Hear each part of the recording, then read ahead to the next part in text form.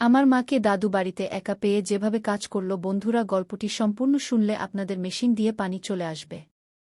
আপনারা হাতের কাজ করতে বাধ্য হবেন, তাই হাতের কাজ করার আগে হাতের কাছে টিস্যু রাখুন এবং কানে হেডফোন লাগিয়ে নিবেন। বন্ধুরা, গল্পটা শেষ পর্যন্ত শুনবেন, আপনাদের খুব ভালো লাগবে। নমস্কার বন্ধুরা, আমার নাম রিয়া। এটা আমার দাদু আর মায়ের গল্প। আমার পরিবার ছিল ছোট্ট। আমার দাদু, যার বয়স এখন ৬২ বছর, আমার মা যিনি ৩৮ বছরের, আমার বড় ভাই রাহুল যে ২৫ বছরের আর বিদেশে চাকরি করে, আর আমি ২০ বছরের রিয়া। আমার দাদি মারা গিয়েছিলেন ১০ বছর আগে একটি দুর্ঘটনায়। তারপর থেকে দাদু একা থাকতেন। আমার বাবাও আমাদের ছেড়ে চলে গিয়েছিলেন, আমি তখন মাত্র ৫ বছরের ছিলাম যখন তিনি একটি অসুখে মারা যান। আমার দাদুর নাম প্রকাশ। তিনি ছিলেন লম্বাচোরা, বয়সের তুলনায় শক্তিশালী। তার বাদামি চোখে এক গভীরতা ছিল, আর কণ্ঠে এক অদ্ভুত আকর্ষণ। লোকেরা বলত তিনি যৌবনে খুব হ্যান্ডসাম ছিলেন। মায়ের নাম অনিতা। তিনি ছিলেন খুব সুন্দর, ফর্সা রং, লম্বা কালো চুল আর এক মুচকি হাসি যে কারো মন জয় করে নিতে পারে। তিনি প্রায়ই বিষণ্ণ থাকতেন, হয়তো বাবার স্মৃতি অথবা অন্য কিছু। কিন্তু সত্যি কথা আমি পরে জানতে পেরেছিলাম, যখন আমি কলেজে প্রথম বর্ষে পড়তাম। রাহুল বিদেশে ছিল গত ২ বছর ধরে। তার অনুপস্থিতিতে বাড়িতে এক ধরনের খালিঝুম বেড়ে গিয়েছিল। আর সম্ভবত এই খালিঝুমই দাদু আর মাকে একে অপরের কাছাকাছি নিয়ে এসেছিল। এটা গত বছরের কথা। এপ্রিল মাস, গরম শুরু হয়ে গিয়েছিল। আমি কলেজ থেকে ক্লান্ত হয়ে বাড়ি ফিরেছিলাম। সেদিন আমার একটি ক্লাস আগেই শেষ হয়ে গিয়েছিল, আর আমি ভেবেছিলাম বাড়ি গিয়ে একটু বিশ্রাম নেব। বাড়ির দরজা খোলা ছিল, যা একটু অদ্ভুত ছিল কারণ মা সবসময় তা বন্ধ রাখতেন। আমি জুতো খুলে চুপচাপ ভিতরে ঢুকলাম। বাড়িতে নিস্তব্ধতা। আমি ভাবলাম মা হয়তো বাজারে গেছেন আর দাদু তার ঘরে আছেন। আমি আমার ঘরের দিকে যাচ্ছিলাম, কিন্তু ঠিক তখনই রান্নাঘর থেকে কিছু শব্দ শুনতে পেলাম, হালকা হাসি, কিছু ফিসফিসানি। আমি ভাবলাম হয়তো কোনো প্রতিবেশী এসেছে। মাকে হাসতে শুনেছিলাম অনেক দিন পর, তাই আমার মনে এক ধরনের কৌতূহল জাগল। আমি চুপি চুপি রান্নাঘরের দিকে এগিয়ে গেলাম। দরজাটা একটু খোলা ছিল, আর আমি উকি দিয়ে যা দেখলাম তা আমার জন্য কোনো ধাক্কার চেয়ে কম ছিল না। মা রান্নাঘরে দাঁড়িয়েছিলেন, তিনি চা বানাচ্ছিলেন আর তার হাতে একটা কাপ ছিল। তার ঠিক পিছনে দাদু দাঁড়িয়েছিলেন, তার হাত মায়ের কোমরে, আর তিনি ধীরে ধীরে মায়ের কানে কিছু বলছিলেন। মা হাসছিলেন, তার চোখে এক চমক ছিল যা আমি আগে কখনো দেখিনি। দাদুর মুখ মায়ের কাঁধের কাছাকাছি ছিল, আর তিনি ধীরে ধীরে তার গলার কাছে নাক নিয়ে যাচ্ছিলেন। মা হালকা করে চোখ বন্ধ করেছিলেন, যেন সেই মুহূর্তটা উপভোগ করছেন। এসব এতটাই অদ্ভুত ছিল যে আমি বুঝতেই পারছিলাম না কী ঘটছে। আমার বুক ধড়াস ধড়াস করছিল। আমি চুপি চুপি পিছিয়ে গিয়ে আমার ঘরে চলে গেলাম। দরজা বন্ধ করে বিছানায় বসে পড়লাম। আমার মাথায় প্রশ্নের ঘূর্ণিঝড় উঠছিল, আমি যা দেখলাম তা কি সত্যি? আমি ভাবলাম হয়তো আমি ভুল বুঝছি, হয়তো তারা শুধু মজা করছিলেন। কিন্তু আমার মন মানতে চাইছিল না। আমি নিজেকে শান্ত করার চেষ্টা করলাম। ভাবলাম হয়তো এটা একবারের ঘটনা। কিন্তু তবু আমার মনে এক সন্দেহের বীজ পড়ে গিয়েছিল। সেদিনের পর থেকে আমি দাদু আর মায়ের দিকে নজর রাখা শুরু করলাম। পরের কয়েকদিন আমি লক্ষ্য করলাম দিনে সবকিছু স্বাভাবিক ছিল। মা সকালে উঠে নাস্তা বানাতেন, দাদুকে চা দিতেন, দাদু তার খবরের কাগজে মগ্ন থাকতেন, আর মা ঘরের কাজে ব্যস্ত থাকতেন। কিন্তু কিছু একটা বদলে গিয়েছিল। দাদুর চোখে এক চমক ছিল যা আগে দেখা যেত না। তিনি মায়ের সঙ্গে কথা বলার সময় একটু বেশি হাসতেন। মাও আগের চেয়ে বেশি খুশি লাগছিলেন। তিনি গুনগুন করতেন, বারবার চুল ঠিক করতেন, আর মাঝে মাঝে দাদুর দিকে তাকিয়ে হালকা করে হাসতেন। এসব ছোট ছোট জিনিস ছিল, কিন্তু আমার সন্দেহকে আরও গভীর করছিল। এক সন্ধ্যায় আমি আমার ঘরে বসে বই পড়ছিলাম। মা বলেছিলেন তিনি প্রতিবেশীর কারো সঙ্গে দেখা করতে যাচ্ছেন, আর দাদু তার ঘরে ছিলেন। আমি ভাবলাম একটু টিভি দেখি।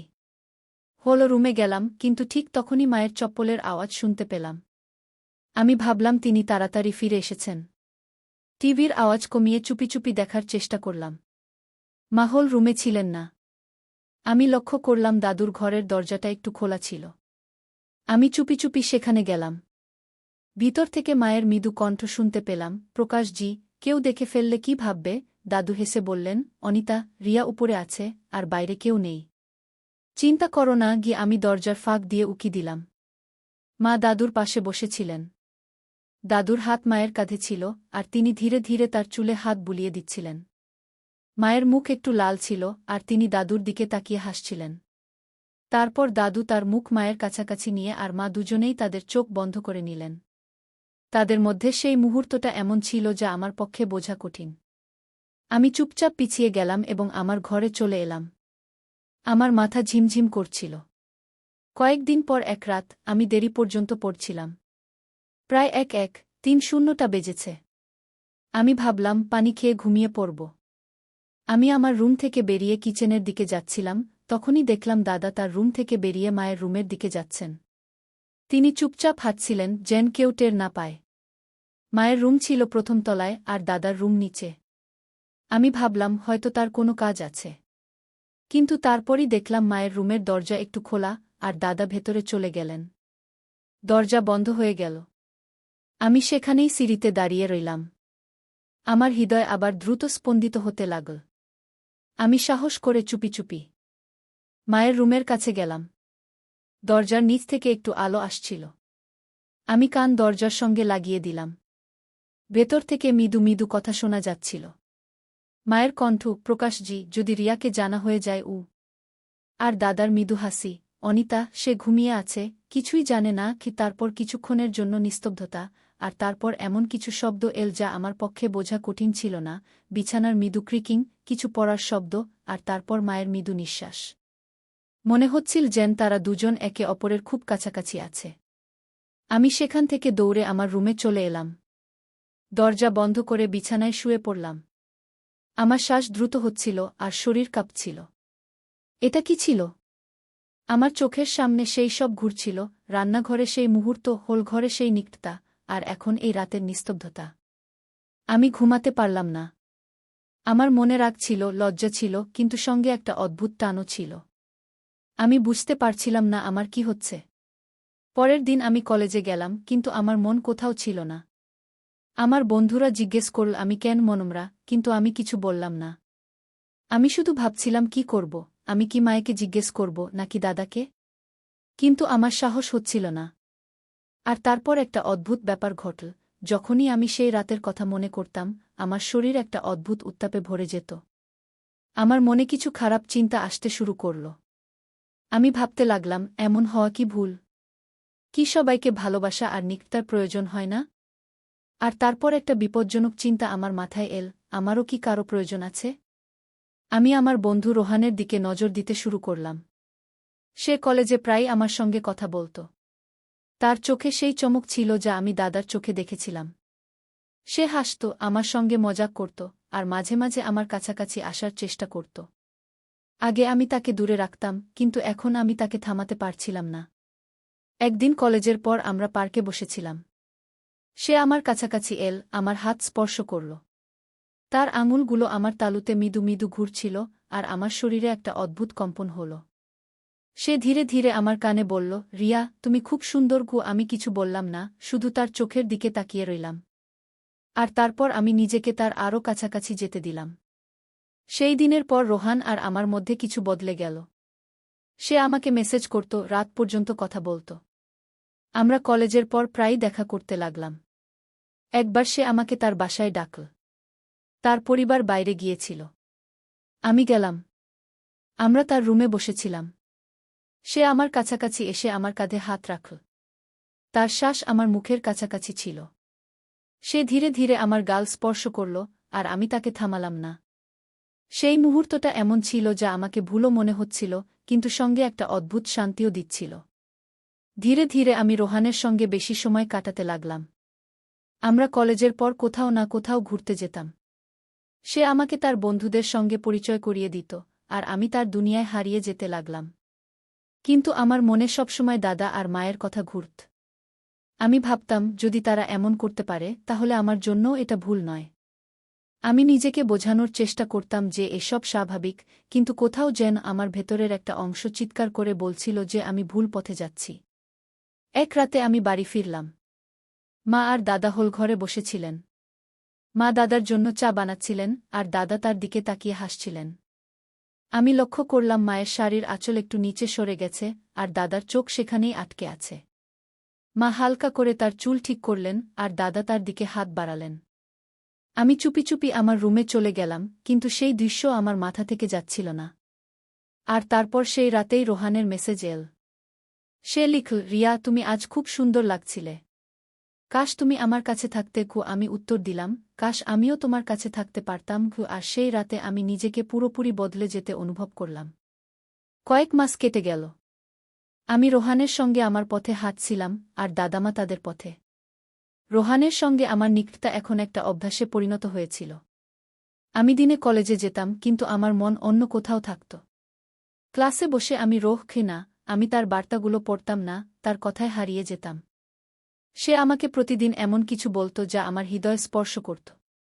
একদিন সে আমাকে আবার তার বাড়িতে ডাকল। আমি গেলাম। তার ঘরটি মৃদু আলো ভরা ছিল এবং সেখানে একটি অদ্ভুত নীরবতা ছিল। সে আমার কাছে এল, আমি কিছু বললাম না, শুধু নিজেকে তার আরও কাছে যেতে দিলাম। সেই মুহূর্তটি এমন ছিল যা আমাকে প্রতিবার আরও গভীরে নিয়ে যাচ্ছিল। আমি আমার চোখ বন্ধ করলাম এবং তার স্পর্শ অনুভব করতে লাগলাম। আমার মনে একটি প্রশ্ন জেগে উঠল, এই সেই অনুভূতি কি যা আমাকে দাদার কাছে নিয়ে যায়? কিন্তু আমি সেই প্রশ্নটিকে চেপে দিলাম। সেই দিনের পর আমি আরও ডুবে গেলাম। রোহান আমার জন্য সব হয়ে গিয়েছিল। আমি তার সাথে রাত পর্যন্ত বাইরে থাকতাম এবং বাড়ি ফিরতে ইচ্ছাই করতাম না। বাড়ির পরিবেশ এখন আগের চেয়েও বেশি অদ্ভুত হয়ে গিয়েছিল। মা এবং দাদা এখন আমার সামনেও কম সতর্ক থাকতে শুরু করেছিলেন।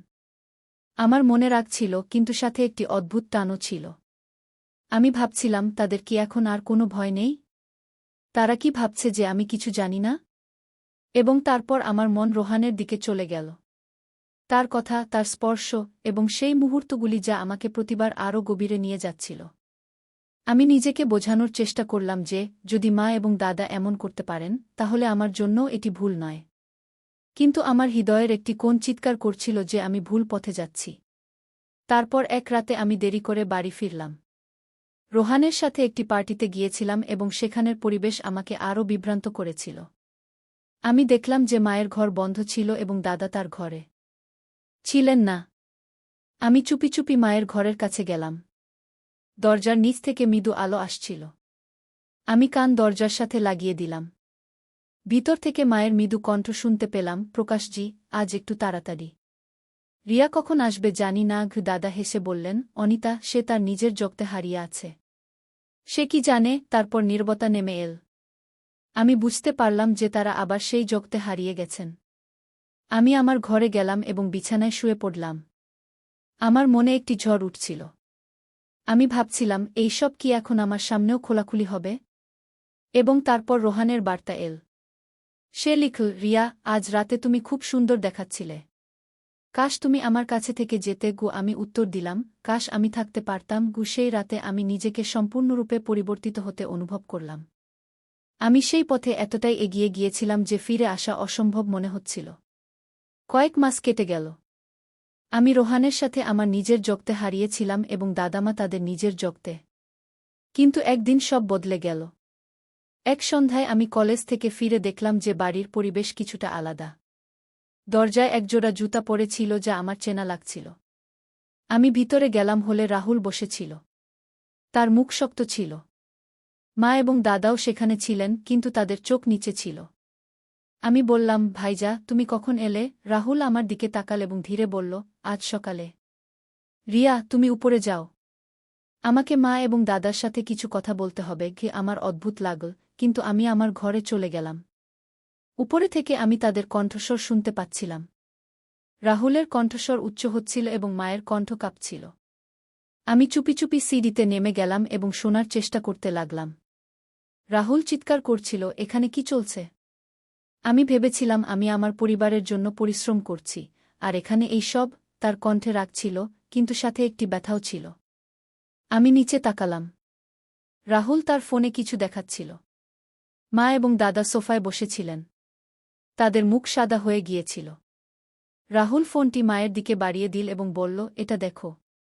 আমি বাড়িতে ক্যামেরা লাগিয়েছিলাম নিরাপত্তার জন্য। কিন্তু এটা কি? রাতে ঘরে, দিনে হলে তোমাদের দুজনের কি লজ্জাও হয় না? মা ফোনের দিকে তাকালেন এবং তার হাত দিয়ে মুখ ঢেকে ফেললেন। তার চোখ থেকে অশ্রু বয়ে পড়ছিল। দাদার মাথা নিচু ছিল এবং তার আঙুলগুলি কাঁপছিল। রাহুল টেবিলে জোরে মুষ্টি মারল এবং চিৎকার করল, তোমরা আমার পরিবার, আর তোমরা এই সব করেছ আমার পিছনে। মা কাঁদতে কাঁদতে বললেন, রাহুল বেটা, আমাদের ক্ষমা করে দাও। আমরা পথভ্রষ্ট হয়েছিলাম। একাকিত্বই আমাদের এখানে নিয়ে এসেছে। কি তার কণ্ঠ ভেঙে যাচ্ছিল। দাদা ধীরে বললেন, রাহুল, আমি ভুল করেছি। আমি জানতাম না যে এটা এতদূর এগিয়ে যাবে। আমাদের ক্ষমা করে দাও। তার কণ্ঠে লজ্জা ছিল, কিন্তু রাহুলের রাগ কমল না। সে বলল, ক্ষমা? তোমরা ক্ষমা চাইছ?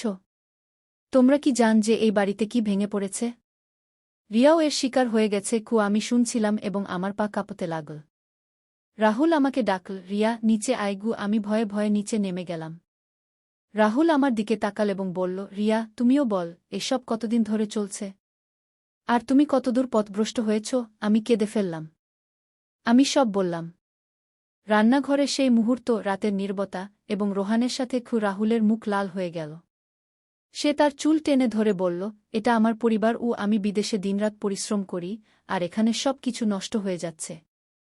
মা রাহুলের পা জড়িয়ে ধরে কাঁদতে কাঁদতে বললেন, বাবা, আমাদের একটা সুযোগ দাও। আমরা সংশোধন হয়ে যাব। দাদাও হাত জোর করে বললেন, রাহুল, আমি বুড়ো মানুষ। আমার ভুল ছিল। আমাকে শাস্তি দাও, কিন্তু এই ঘরটা বাঁচিয়ে দাও। কিন্তু রাহুল তার মুখ অন্যদিকে ঘুরিয়ে নিল। তার চোখে অশ্রু ছিল, কিন্তু তার রাগ কমেনি। সে বলল, না, এটা ক্ষমা চাওয়ার বিষয় নয়। এটা অপরাধ, এবং এর জন্য তোমাদের শাস্তি পেতেই হবে। পরের দিন সকালে রাহুল পুলিশকে ফোন করল। 2 পুলিশ কর্মী বাড়িতে এল, একজন ইন্সপেক্টর এবং একজন কনস্টেবল। রাহুল তাদের ফোনে ক্যামেরার ফুটেজ দেখাল। ইন্সপেক্টর ফুটেজ দেখে বলল, এটা গুরুতর মামলা। আমাদের এই দুজনকে থানায় নিয়ে যেতে হবে। মা এবং দাদা নিঃশব্দে বসেছিলেন। মায়ের চোখ দিয়ে অশ্রু গড়িয়ে পড়ছিল, আর দাদার মুখ পাথরের মতো শক্ত হয়ে গিয়েছিল। পুলিশ তাদের হাতকড়া পরিয়ে দিল। মা আমার দিকে তাকিয়ে আসতে বললেন, রিয়া, আমাদের ক্ষমা করে দিও। কিন্তু আমি কিছু বলতে পারলাম না। পাড়ায় হইচই পড়ে গেল। প্রতিবেশীরা বেরিয়ে এল, আর লোকজন ফিসফিস করতে লাগল। পুলিশের গাড়িতে মা এবং দাদাকে বসানো হল। রাহুল আমার কাছে এসে বলল, রিয়া, এটা ঠিক। তাদের ভুলের শাস্তি পেতেই হবে। আমি শুধু নিঃশব্দে কাঁদছিলাম। কিছুদিন পরে আদালতে মামলা চল। জজ ফুটেজ দেখে দুজনকেই দোষী সাব্যস্ত করলেন। দাদাকে 2 বছরের সাজা শোনানো হল, আর মাকে 1 বছরের। জজ বললেন, এটা শুধু নৈতিক ভুল নয়, এটা আইনের লঙ্ঘন। সমাজে এমন সম্পর্ক মেনে নেওয়া যায় না। যখন মা এবং দাদা জেলে চলে গেলেন, বাড়িতে নিস্তব্ধতা নেমে এল। রাহুল আমার পাশে বসে বলল, রিয়া, আমি জানি তুমি অনেক কিছু দেখেছ। তুমিও পথভ্রষ্ট হয়েছিলে, কিন্তু এখনও সময় আছে। আমি কাঁদতে কাঁদতে বললাম, ভাইয়া, আমি ভুল পথে চলে গিয়েছিলাম। আমাকে ক্ষমা করে দাও। রাহুল আমার কাঁধে হাত রেখে বলল, রিয়া, আমি তোমার ভাই। আমি তোমাকে কখনো একা ছাড়ব না। কিন্তু আমাদের বুঝতে হবে, ভুল পথ শুধু ধ্বংসের দিকে নিয়ে যায়। সেদিনের পর থেকে রাহুল আমার পড়াশোনার দিকে নজর দিল। আমি রোহানের সাথে সব সম্পর্ক শেষ করলাম। ধীরে ধীরে আমি আমার জীবনকে আবার সঠিক পথে আনার চেষ্টা করতে লাগলাম। কিন্তু যা ঘটেছিল তা আমার হৃদয় থেকে কখনো মুছে যায়নি। বন্ধুরা, এটা ছিল আমার পরিবারের গল্প। এতে ভুল ছিল, ব্যথা ছিল, এবং একটি শিক্ষাও ছিল।